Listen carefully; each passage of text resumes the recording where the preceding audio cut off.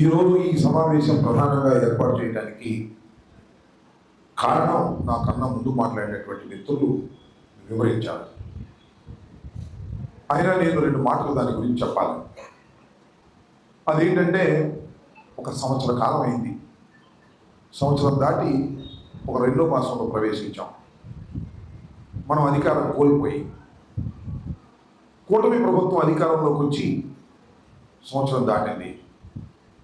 చంద్రబాబు నాయుడు గారి పరిపాలన సంవత్సరం పైచూపు చేశారు. ఆయన ఒక ప్రోగ్రాం ఇచ్చారు. అదేమిటంటే సుపరిపాలనకు తొలి అడుగు అని. అంటే మొత్తం 5 సంవత్సరాలకు ఎన్నిక కాబడ్డాడు కాబట్టి, ఒక సంవత్సరం అయింది కాబట్టి అది తొలి అడుగు, ఇంకా 4 అడుగులు వేయాలి ఆయన.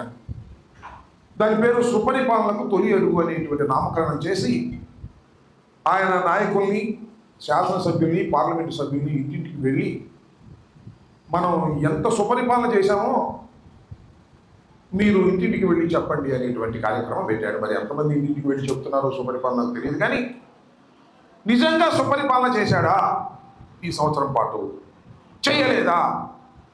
ఇది ప్రశ్న. నిజంగా చేసి ఉంటే జనం ఆయన మెచ్చుకుంటారు. చేయకపోతే మళ్ళాగా బయటపడరు, కానీ రోలోపం తిట్టుకుంటారు. దానికేం పెద్ద కొలబద్దలు అవసరంలా. చంద్రబాబు నాయుడు గారు ఎన్నికలకు ముందు ఏమి చెప్పాడు, ఎన్నికల తర్వాత ఏం చేశాడు ఈ సంవత్సర కాలంలో అనే దాని మీద మనం కాస్త విశ్లేషణ చేసుకుంటే ఆయన సుపరిపాలనలో కాదో అర్థమవుతుంది. మీ అందరికీ తెలుసు, జగన్మోహన్ రెడ్డి గారు అమ్మ ఒడి అనే కార్యక్రమాన్ని తీసుకొచ్చాడు. ఇంతకుముందు ఎప్పుడు లేదు. చంద్రబాబు నాయుడు గారు 14 సంవత్సరాలు ముఖ్యమంత్రిగా ఉన్నప్పుడు కూడా అమ్మ ఒడి లేదు. ప్రతి పిల్లవాడు చదువుకోవాలి, ప్రతి కుటుంబం చదివించాలి అనే ఉద్దేశంతో ఒక నూతనమైనటువంటి కార్యక్రమం అది. 15,000 రూపాయలు తల్లికి ఇవ్వాలి. ఎవరైతే బిడ్డలు చదివిస్తున్నారో ఆ తల్లికి ఇవ్వాలి. అంటే ఆ 15,000తో అయిపోదు, కానీ పిల్లల్ని బడికి పంపాలనేటువంటి ఉత్సాహం వారిలో కలగాలి అనేటువంటి ఉద్దేశంతో అమ్మ ఒడి అనేది ఒక నూతనమైన ప్రోగ్రాం. బహుశా భారతదేశంలో ఎక్కడా లేనటువంటి ప్రోగ్రాంని జగన్మోహన్ రెడ్డి గారు తీసుకొచ్చారు. మొదటిసారి ముఖ్యమంత్రి అయినప్పుడే. మొన్న చంద్రబాబు నాయుడు గారు ఏమన్నారంటే, 14 సంవత్సరాలు ఏం చేయలేదు, కానీ జగన్మోహన్ రెడ్డి గారు అమ్మ ఒడి ఇచ్చాడు, ఆయన ఒక పిల్లవాడికి ఇచ్చాడు, నేను ఎంతమంది పిల్లలు ఉంటే అంతమందికి ఇచ్చేస్తాను, నాకు ఓటే, నన్ను గెలిపించండి. ఒక పిల్లవాడు ఉంటే 15,000, నీకు 2 ఉన్నారా 2 15 30. బాసిరెడ్డి గారు నీకు 3 ఉన్నారా 45, 3 ఉన్నారా, ఇంకా ఓటుకుంటే కన ఇబ్బంది ఏమి లేదు, మళ్ళీ ఇస్తానన్నాడు. ఇంకా కనమన్నాడు. ఈ రకంగా ప్రజలను ఆశ పెట్టాడు. మంచిదే, గెలిచాడు. దీంతో పాటు ఇంకా 5 ఇచ్చాడు. మొత్తం సూపర్ 6 అన్నారు. ఈ సూపర్ 6 గ్యారంటీ నాది అని గ్యారంటీ కార్డులు ఇచ్చాడు. బ్యాంక్ వాళ్ళు ఇస్తారే ఆ రకంగా ఇంటింటికి వెళ్ళి గ్యారంటీ కార్డులు ఇచ్చాడు. ప్రజలు ఆశపడ్డారు, ఓట్లు వేశారు. ఒక సంవత్సరం అయిపోయింది. ఈ సంవత్సరంలో అమ్మ ఒడి ఇచ్చాడా? అదే తల్లికి వందనం అన్నాడు, లేదని బాగోదని మళ్ళీ జగన్ గారు పెట్టిన పేరు మళ్ళీ పెట్టడం ఎందుకని తల్లికి వందనం అన్నాడు. ఇచ్చాడా?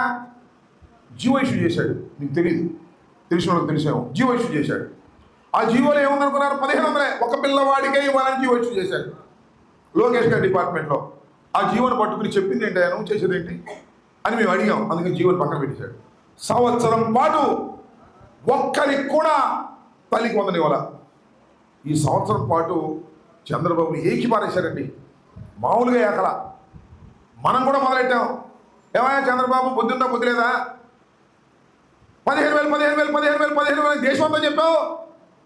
ఇవాళ నువ్వు అధికారంలోకి వచ్చిన తర్వాత ఆ 15,000 ఇవ్వటం లేదేంటి అని అడిగాం. జగన్మోహన్ రెడ్డి గారు కూడా ఎక్కడికి వెళ్ళినా కూడా అదే మాట మాట్లాడాడు. జగన్మోహన్ రెడ్డి గారు మనం మాట్లాడటం కాదు, దారేపోయేవాడు కూడా మాట్లాడటం మొదలెట్టాడు. నేను చూసా, ఎక్కడో మంచి రికార్డింగ్ డ్యాన్స్ జరుగుతుంది సంబరానికి. ఒకటింటాక మైక్ పిచ్చుకున్నాడు, వేశాడు మందు.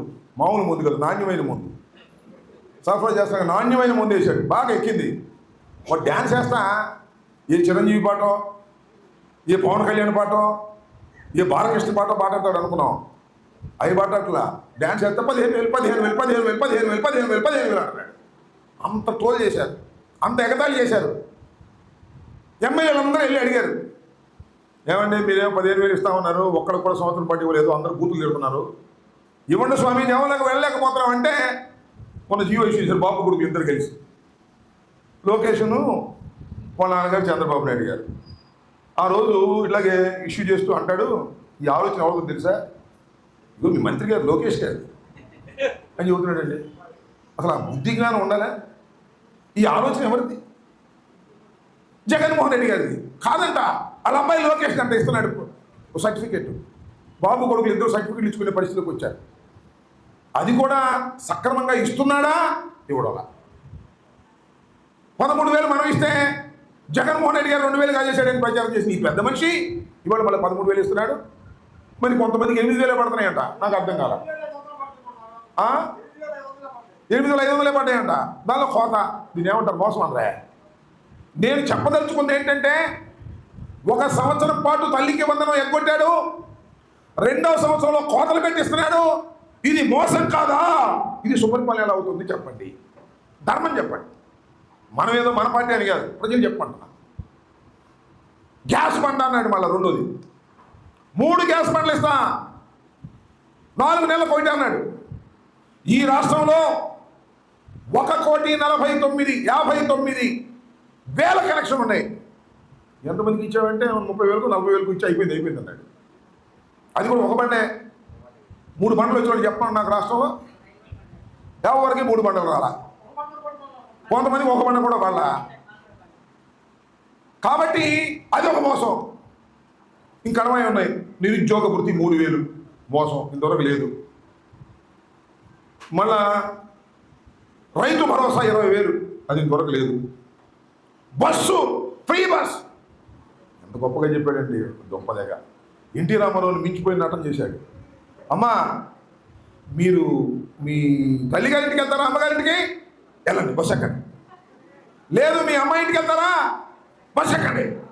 ఎక్కడో మా చంద్రబాబు ఎక్కమన్నాడు, మేము ఎక్కాం, తీసుకెళ్ళి అంటున్నాడంట. ఎవరన్నా డబ్బులు అడిగితే నాకు చెప్పమన్నాడు. ఇవాళంటే 10,000 ఒకటికి పెడతాడు. అది కూడా ఆగస్టు 15 సంవత్సరం కొట్టేశాడు. 10,000 ఒకటికేనంట, ఇక దేనికి లేవంట. శ్రీశైలం వెళ్ళాలంటే లేవంట, తిరుపతి వెళ్ళాలంటే లేదంట, మీ అమ్మగారింటికి మీ అత్తగారింటికి మీ అమ్మాయి ఇంటికి వెళ్ళాలంటే లేదంట. తూతూ మంత్రంగా మోసం, ఇది ఒక మోసం. ఇంకా సరే రైతు భరోసా లేదు, నిరుద్యోగ వృత్తి లేదు, అన్ని అరకొర చేసేటటువంటి ప్రయత్నం చేసినటువంటి నారా చంద్రబాబు నాయుడు గారి పరిపాలన సుపరిపాలన ఎలా అవుతుంది, ఇది మోసపు పాలన అవుతుంది అని చెప్పడమే మన ఉద్దేశం అని మేము ఇది మనం చెప్పాలా. ప్రజలు ఆశపడ్డారు, జగన్మోహన్ రెడ్డి గారి కన్నా ఎక్కువ ఇస్తారని ఆశపడ్డారు. చెప్పాడు కూడా అతనే, జగన్మోహన్ రెడ్డి కన్నా ఎక్కువ సంక్షేమ కార్యక్రమాలు అమలు చేసే బాధ్యత నాది అన్నాడు. అసలు ఇప్పుడు టీవీలో చూస్తున్నప్పుడు, ఇప్పుడు వాట్సాప్లో చూస్తుంటే నాకు భలే ఆశ్చర్యం వేస్తుంది. మహిళలకు 18 సంవత్సరాలు నిండిన ప్రతి మహిళకి 15,000 రూపాయలు డైరెక్ట్గా మీ అకౌంట్లో పడిపోతాయి. హో అని ఏ అకౌంట్లో పడ్డాయి అంటే సంవత్సరం ఎవరి అకౌంట్లో పడలే, ఎవరి అకౌంట్లో పడకపోతే పడకపోయింది. మీకు 15,000 ఇవ్వాలంటే ఆంధ్రాని అమ్మేయాలమ్మా అన్నాడు. ఇప్పుడు అమ్ముతూనే ఉన్నాడు. అమరావతి కోసం ఆంధ్రాని అమ్ముతున్నాడు. అమరావతిని తాకట్టు పెట్టి 52,000 కోట్ల రూపాయలు తీసుకొచ్చాడు ఈ పెద్ద మనిషి. ఇప్పుడేమో ఆడబిడ్డకు నిధి ఇవ్వాలంటే ఆంధ్రాని అమ్మేయాలంటున్నాడు. ఏంటిది మోసం కదా? పచ్చి మోసం చేస్తున్నటువంటి వ్యక్తి నారా చంద్రబాబు నాయుడు, అవునా కాదా అనే విషయం మీద ఏమీ సందేహం లేదు.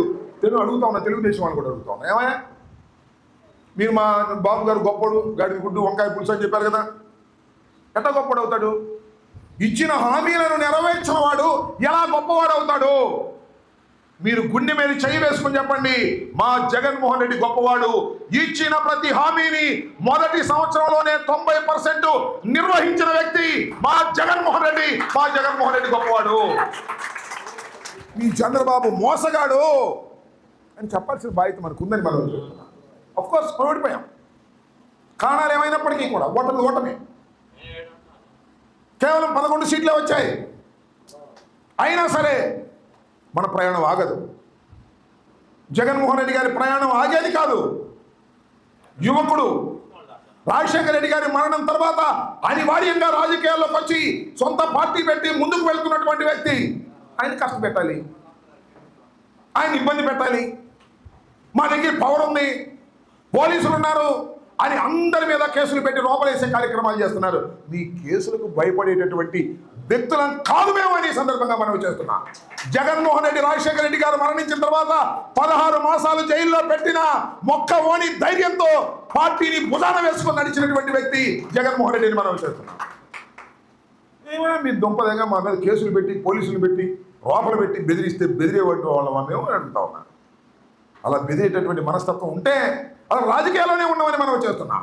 నువ్వు ఏమి చేసినా మళ్ళా వచ్చే ఎన్నికల్లో నిన్ను తుక్కుగా ఓడించడానికి సిద్ధపడుతుంది మా వైఎస్ఆర్ కాంగ్రెస్ పార్టీ సైన్యం అని కూడా మనం చేస్తున్నాం. కారణం ఒక్కటే, నువ్వు అబద్ధాలు చెప్తున్నావు, మోసాలు చేస్తున్నావు, ఘోరాలు చేస్తున్నావు. ఏం సుపరిపాలన నాకు అర్థం కాలేదు. కనపడే నెలల్లో కేసు పెట్టడమేనా, లోపల వేయటమేనా? లోపల వేసి సుపరిపాలన ఎట్లా సుపరిపాలన చెప్పు నాకు. రైతులు ఎవరు బాగున్నారు చెప్పు. పత్తి రైతు బాగున్నాడా, మిర్చి రైతు బాగున్నాడా, పసుపు రైతు బాగున్నాడా, కంది రైతు బాగున్నాడా, శనగ రైతు బాగున్నాడా, మామిడి రైతు బాగున్నాడా? ఏ రైతు బాగున్నాడని ఇది సుపరిపాలన అని చెప్తున్నావు నువ్వు చెప్పమని అడుగుతా ఉన్నా. ఏ రైతు బాగోలేదండి, ఏ ఉద్యోగి బాగోలేదండి, ఏ సంక్షేమ కార్యక్రమములు ప్రజలకు రావడం లేదండి. అలాంటప్పుడు ఇది సుపరిపాలన ఎందుకు అవుతుంది? ఇది మోసపు పాలనలో తొడిగౌడు అవుతుంది అనేది మనం ప్రజలకు చెప్పవలసినటువంటి అవసరం ఉందనే ఉద్దేశంతోనే ఇవాళ మేము వాటిలన్నీ తిరుగుతాం. జగన్మోహన్ రెడ్డి గారు ఒక పిలుపునిచ్చారు, బాబు షూరిటీ. ఆయన చెప్పిన డైలాగ్ భవిష్యత్ గ్యారంటీ. ఎందుకంటే భవిష్యత్ గ్యారంటీ ఎందుకంటే ఇవన్నీ నేను చేసేస్తాను, మీ భవిష్యత్తు బ్రహ్మాండంగా ఉంటుందని చెప్పాడు. ఇవన్నీ చేస్తే ఎందుకంటే భవిష్యత్ గ్యారంటీ అనుకోవాలి. దాన్ని మనం కొద్దిగా సవరించి బాబు షూరిటీ మోసం గ్యారంటీ. ఇప్పుడే కాదు ఎప్పుడు గ్యారంటీనే మోసం. మీకు గుర్తుందా 2014లో నేను సజ్జనపల్లిలో ఓడిపోయా, ఇక్కడ అప్పిరెడ్డి ఓడిపోయాడు. 67 సీట్లు మాత్రమే వచ్చాయి. చంద్రబాబు వాగ్దానం ఇచ్చాడు. మేము కూడా జగన్మోహన్ రెడ్డి గారు ఇదే వాగ్దానం ఇవ్వండి సార్ అన్నాం. అవ్వదన్నా, ఇస్తే మనం నష్టపోతాం, మన జనం మనం గుర్తుపెట్టుకుంటారు అని అన్నాడు. ఏంటి అంటే రైతు రుణమాఫీ. రైతు అనేవాడు ఏ రుణం చేసినా మాఫీ చేసే బాధ్యత నాది అన్నాడు చంద్రబాబు. 84,000 కోట్ల రూపాయలు అప్పులు ఉన్నాయి, ఎలా చేస్తావయ్యా బాబు అని అడిగారు అందరూ. నాకు చెప్పేవాళ్ళే మీరు. నేను ఎంఏ ఎకనామిక్స్ చదివా, ఆర్థిక శాస్త్రం నాకు తెలుసు. ఇప్పుడు చెప్పినట్టే డబ్బుల గురించి మీరు కంగారు పడమాకండి, సంపద సృష్టిస్తా అని చెప్పాడు. ఏమి సృష్టిస్తున్నాడు నాకు అర్థం కాదు. అప్పుడు సృష్టిస్తున్నాడు. అప్పుడు అక్కడ చెప్పాడు, నేను ఎంఏ ఎకనామిక్స్ చదివా, నాకు తెలుసు 84,000 కోట్ల రూపాయలు రద్దు చేస్తా. అమ్మా ఏంది మీ మెడలో బంగారం లేదు? మీ ఆయన బ్యాంకులో పెట్టుకున్నాడా ట్రాక్టర్ కోసం, లేదు ఎరువుల కోసం బ్యాంకులో పెట్టుకున్నాడా? ఏం కంగారు పడదు, సైకిల్ కేసి నీ బంగారం నడిచి వచ్చింది అని చెప్పాడు. అంతేకాదు, మీరు గుర్తుపెట్టుకోండి, రైతు సోదరులారా నేను వస్తున్నా, బ్యాంకుల్లో మీరు కట్టొద్దు, వడ్డీలు కూడా నాది బాధ్యత అన్నాడు. నిజమేనా అనుకుని కొంతమంది కట్ల. ఈ లేడీస్ ఏమో బంగారం ఇంటికి వస్తాయని వాళ్ళు ఎదురు చూశారు, గెలిచాడు. బంగారం ఇంటికి రాలా, ఏలానికి వచ్చింది. అప్పుడు కూడా మోసం గ్యారంటీ ఇచ్చాడు. మొత్తం సర్వనాశనం చేశాడు రైతాంగాన్ని కూడా ఈ సందర్భంగా నేను మనవి చేస్తున్నాను. కానీ మొన్న నమ్మారు ఏంటో నాకు అర్థం కావాలి. నమ్ముతానని అనుకోలే నేను. అంటే గ్యారంటీ ఇచ్చాను ఇంకో ఆయన ఉన్నాడు, ఆయన నమ్మారేమో నాకు అనుమానం. ఆయన పవన్ కళ్యాణ్ గారు, ఆయన గ్యారంటీ ఇచ్చాడు మీరు కొట్టండి దీనిలో. ఆయన ఫోటో కూడా వస్తుంది, నవ్వుతూ ఇద్దరు ఉమ్మడి మేనిఫెస్టో ఇచ్చి బాబు షూరిటీ అని 6 సూపర్ సిక్స్ అని ఇచ్చి ఏ ఒక్కటి కూడా పరిపూర్ణంగా చేయనటువంటి ఒక మోసపు పరిపాలన అందించినటువంటి నారా చంద్రబాబు నాయుడు గారి గురించి ప్రజల్లోకి వెళ్ళాలి, మనం చెప్పాలి, ప్రజల్ని జ్ఞానవంతులు చేయాలి అనేటువంటి ఉద్దేశంతోనే ఈ కార్యక్రమాన్ని మేము ప్రారంభించామని మనం చేస్తున్నాం. ఇంకా 4 సంవత్సరాలు ఉంది. ఇవాళ రేపటితో అయ్యేది కాదు. ఇప్పుడే తేరుకుంటున్నాం. సంవత్సరం అయింది, కాస్త లైన్లోకి వచ్చాం. ఏం ఓటమండి నాకు అర్థం కాలేదు. గుంటూరు 52,000 ఓట్ల మైనస్లో ఓడిపోయాం. 11 సీట్ల నిద్రపట్ల ఒక నెల దాకా. ఏంటిది? ఏం చేశాం మనం? ఏం తప్పు చేశాం? ఎక్కడ అన్యాయం చేశాం? పేదవాడికి అన్ని సదుపాయాలు కలిగించామే, అయినా ఎందుకు ఇది జరిగింది అని ఆవేదన పడ్డాం. అయినా దాని నుంచి ధైర్యాన్ని పుంజుకున్నాం, ముందుకు కదులుతున్నాం. నేను మీ అందరికీ ఒకటి మనవి చేస్తున్నా, ఈ పశ్చిమ నియోజకవర్గం వైఎస్ఆర్ కాంగ్రెస్ పార్టీ పెట్టిన తర్వాత ఒక్కసారి కూడా గెలవరు. మొదటిసారి అప్పిరెడ్డి గారు నిలబడ్డాడు, ఓటమి పాలైంది. రెండవసారి యేసరత్నం గారు నిలబడ్డారు, ఓటమి పాలయ్యాం. మొన్న రజనీ గారు నిలబడ్డారు, ఓటమి పాలయ్యాం. ప్రభుత్వం అధికారంలోకి రానప్పుడు ఓడిపోయాం, ప్రభుత్వం అధికారంలోకి వచ్చినప్పుడు ఓడిపోయాం. ఈ నియోజకవర్గం ఏమిటి పరిస్థితి? ఎందుకు ఈ పరిస్థితి ఉంది? ఖచ్చితంగా చెప్తున్నా, అది మన తప్పు తప్ప ప్రజల తప్పు కాదని మనం చేస్తున్నాం. మనం మరింత పటిష్టం కావాలి, మరింత శక్తివంతులం కావాలి. 3 సార్లు తప్పాం, ఇక 4వసారి తప్పే ప్రశ్నే లేదు అనేటువంటి కసి నాలో కాదు, మీలో అందరిలో ఉండాలని మనం చేస్తున్నాం. మనకేమైనా చిన్న చిన్న విభేదాలు ఉంటాయి, సహజం. అది రాజకీయాల్లో విభేదాలు లేకుండా ఎందుకుంటాయి? ఉన్నప్పటికీ కూడా వాటిని పక్కన పెట్టి ఈసారి ఎట్టి పరిస్థితుల్లోనూ వైఎస్ఆర్ కాంగ్రెస్ పార్టీని విజయడంగా మోగించాలి ఈ గుంటూరు టూరు అనేటువంటి భావన మీలో ఉన్నప్పుడే మనం ముందుకు వెళ్ళగలుగుతాం. ఏ విధమైన సందేహం లేదు. మళ్ళా వచ్చేది వైఎస్ఆర్ కాంగ్రెస్ పార్టీ ప్రభుత్వమే. 4 సంవత్సరాల ముందే మనకు అర్థమైపోతుంది. 4 సంవత్సరాల ముందే అర్థమవుతుంది. దగ్గర దాకా వెళ్ళాల్సిన అవసరం లేదు. అందరూ చీదరించుకుంటున్నారు. మీరు చూడండి, జనం ఎలా వస్తున్నారు. జగన్మోహన్ రెడ్డి గారు తెనాలి వెళ్ళాడు, ఎట్లా వచ్చారు జనం? జగన్మోహన్ రెడ్డి గారు పొదిలి వెళ్ళారు, ఎలా వచ్చారు జనం? జగన్మోహన్ రెడ్డి గారు రెండపాళ్ళు వెళ్ళారు, ఎలా వచ్చారు జనం? జగన్మోహన్ రెడ్డి గారు బంగారుపాలెం వెళ్ళాడు రైతుల్ని పరామర్శ చేయడానికి. ఎందుకు వస్తున్నారు? వేలాది మంది జనం వస్తున్నారే. ఈ జగన్మోహన్ రెడ్డి గారు చూడలేదా? రాజశేఖర్ గారు చనిపోయినప్పుడు ఓదార్పు యాత్రకి వెళ్ళినప్పుడు చూశారే. జగన్మోహన్ రెడ్డి గారు మళ్ళీ పాదయాత్రకి వెళ్ళినప్పుడు చూశారే. ముఖ్యమంత్రిగా ఉన్నప్పుడు చూశారే. ఇవాళ ఎందుకు వస్తున్నారు జనం అనే దానికి సమాధానం ఒకటే, జనంలో ఒక పశ్చాత్తాపం. అయ్యా, మనం నీకు ఓటు వేయలేదు, చంద్రబాబుకు ఓటు వేశాం, మోసపోయాం, మళ్ళా రా నీకు ఓటు వేసి గెలిపించి నిన్ను ముఖ్యమంత్రిని చేస్తామని చెప్పడానికి వస్తున్నారు. నేను మనం కాకపోతే మనం కాస్త ఒళ్ళు దగ్గర పెట్టుకోవాలా, అందరూ కలిసికట్టుగా ఉండాలా. కలిసికట్టుగా ఉండి మనం ముందుకు వెళ్ళినప్పుడు ఖచ్చితంగా మనం విజయం సాధించేటటువంటి అవకాశం ఉంటుంది. ఈ 4 సంవత్సరాలు కూడా మన ప్రయాణం స్లోగా ప్రారంభించాం. ఇవాళ అపార్ట్మెంట్లో పెట్టాం, రోడ్డు మీద పెట్టాలి. రోడ్డు మీద పెడితే ఊరుకోవట్లా, చేయలు ఎత్తుకుపోతున్నాడు సిఐ గారు వచ్చి, ఎస్ఐ గారు వచ్చి. సిఐలు ఎస్ఐలు ఫ్లెక్సీలు తీసుకెళ్తున్నారు. సిఐలు ఎస్ఐలు లా అండ్ ఆర్డర్ కాపాడటం కాదు, మన పార్టీని తొక్కాలని. సిఐలు ఎస్ఐలు డిఎస్పీలు ఎస్పీలు డీజీపీలు ఏ విధంగా అయినా వైఎస్ఆర్ కాంగ్రెస్ పార్టీని తొక్కాలనేటువంటి ప్రయత్నంలో ఉన్నారు. ఏమిటి కర్మ ఈ రాష్ట్రానికి అని అడుగుతా ఉన్నారు. దమ్ముంటే మీరు తొక్కని చూస్తాం వైఎస్ఆర్ కాంగ్రెస్ పార్టీని. తెలుగుదేశం నాయకులు పోలీసులను అడ్డం పెట్టుకొని రాజ్యం చేయడానికి ప్రయత్నం చేస్తున్నారు. ఇంకా ఆ రోజు దాకా తొందర లేదు, 1 సంవత్సరం అయిందని తెలిసింది వాళ్ళ బండారం కూడా. వచ్చేది మళ్ళీ మన ప్రభుత్వం అన్న తర్వాత ఈ పోలీసులు బుర్రును తిరిగి మన దగ్గరికి వస్తారు. ఎంతమందిని చూసాం మేము ఎమ్మెల్యేలుగా ఉన్నప్పుడు, మంత్రులుగా ఉన్నప్పుడు రోజు సలహాలు పెట్టేవాళ్ళు. ఇప్పుడు షార్ట్గా సలాం పెట్టి సార్ మేమేమనుకున్నాం. నేను చూసా, మిథున్ రెడ్డి గారికి చేయరేస్తే కొడుకు లాగేస్తున్నాడు. ఏంటిది? కక్ష సాధింపు ధోరణులు. ఈ కక్షలు ఊరినే పోతాయా? పోయేదంటే చేస్తున్నారా మీరు? లేదే. ఒక దుర్మార్గమైనటువంటి పాలన ఇవాళ రాష్ట్రంలో సాగుతూ ఉంది. ఈ దుర్మార్గమైన పాలన ఎదుర్కోవడానికి మనం సంఘటితం కావాల్సిన అవసరం ఉంది. అవుతుంది, కసి ఉంటుందండి. ఎవరికి మనకుండదా? మానవుడిన తర్వాత మనకు కసి పెరుగుతుంది. కసి పెరిగినప్పుడు ఇంకా ఎక్కువ పని చేస్తాం, ఇంకా ఎక్స్ట్రా వర్క్ చేస్తాం. కాబట్టి మీ అందరికీ మనం చేసేది, ఇవాళ మన ఒలివీరారెడ్డి గారు ఏడి, ఒలివీరారెడ్డి చాలా పట్టుదలగా మరి అన్ని వార్డులు తిరుగుతాం. ఇప్పుడు 5వ వార్డు ఇది. 26 వార్డులు ఉన్నాయి మొత్తం టోటల్గా గుంటూరు 2లో.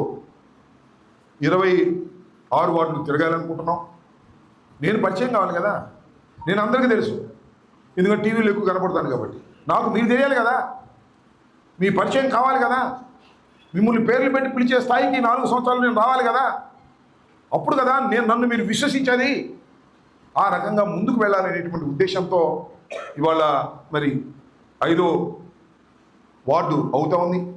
మొత్తం 20 వార్డులు దిగిన తర్వాత 26 వార్డులు. ఆ వార్డుల్లో ప్రెసిడెంట్లు ఆటోమేటిక్గా ఎవరైతే వార్డు కౌన్సిలర్స్ ఉన్నారో వాళ్ళే ఆ వార్డు పార్టీ ప్రెసిడెంట్గా ఉంటారు. ఒక కమిటీ కూడా వేసి అందరినీ కలుపుకొని, దూరంగా విడంగా ఉన్న వాళ్ళని కూడా తీసుకొని, ఎందుకంటే 52,000 కవర్ చేయాలి మనం. మొన్న అలిగిపోయి ఉంటారు కొంతమంది అలిగిపోవటం కాదు, అక్కడ ఏదో బంగారం ఉందని వెళ్ళారు, బెల్లం ఉందని. మన పార్టీలో గెలిచి ఫ్యాన్ గుర్తు మీద గెలిచి కార్పొరేట్లో కొంతమంది అడ్డుపోయారు, అక్కడ ఏదో ఉందని. ఏమీ లేదు అక్కడ. వాళ్ళు తిరిగి వస్తారు, లేకపోతే ఏం జరిగిందో జరిగింది. కానీ ఉన్న వాళ్ళం అందరం కూడా పోయిన వాళ్ళ గురించి ఆలోచించాల్సిన అవసరమే లేదు. పోయేవాళ్ళు పోతానే ఉంటారు, కానీ ఆ పోయిన వాళ్ళని చూసి ఓట్లు రావు. జగన్మోహన్ రెడ్డి గారిని చూసి ఓట్లు వస్తాయి. కాబట్టి మనం అందరం ఐక్యంగా ఉండి ప్రతి వార్డు తిరిగి మీ అందరి మన్నన పొందే విధంగా పార్టీని ముందుకు తీసుకువెళ్ళే కార్యక్రమం చేస్తాం. కార్యక్రమంలో మళ్ళా ఈ వార్డులు రీఆర్గనైజేషన్ అవుతాయి. అసలు ఎన్నికలు పెట్టడో చంద్రబాబు అసలు స్థానిక సంస్థలు ఎన్నికలు పెట్టే అలవాటు లేదు. భయం, ఆయనకి పెడితే రివర్స్ అయితేమోనని. పెడతాడో లేదో. రీఆర్గనైజేషన్ ఆఫ్ వార్డ్స్ ఉంటాయి, రీఆర్గనైజేషన్ ఆఫ్ కాన్స్టిట్యున్సీస్ ఉంటాయి. చాలా పెద్ద ఎత్తున మార్పులు జరుగుతాయి. ఈ మార్పులకు అనుగుణంగా మనం ముందుకు వెళదాం. అప్పుడు దాకా కలిసికట్టుగా పనిచేద్దాం అనేటువంటి ఉద్దేశంతో మీ అందరినీ కలుసుకోవడం జరిగింది. మీ అందరూ కూడా చాలా ఉత్సాహంగా ఇవాళ పాల్గొనడం చాలా సంతోషకరమైనటువంటి అంశం. కాబట్టి ఒలి వీరారెడ్డి గారు కానీ, మరి కార్పొరేటర్ గారు కానీ అందరూ కూడా మీ అందరూ సహకారంతో ఈ వార్డులో పార్టీని పటిష్టం చేసే కార్యక్రమాన్ని చేపడదామని మీ అందరూ నన్ను ఆశీర్వదించాలని ఈ సందర్భంగా హృదయపూర్వకంగా కోరుకుంటూ, ఈ అవకాశం కల్పించిన మీ అందరికీ నా హృదయపూర్వక ధన్యవాదాలు తెలియజేసుకుంటూ వీరికి సెలవు తీసుకుంటున్నాను. జై హింద్, జై Jagan. Stay aware, stay bold. Like, subscribe and follow at Ambati Rambabu Official for truth and clarity in today's politics.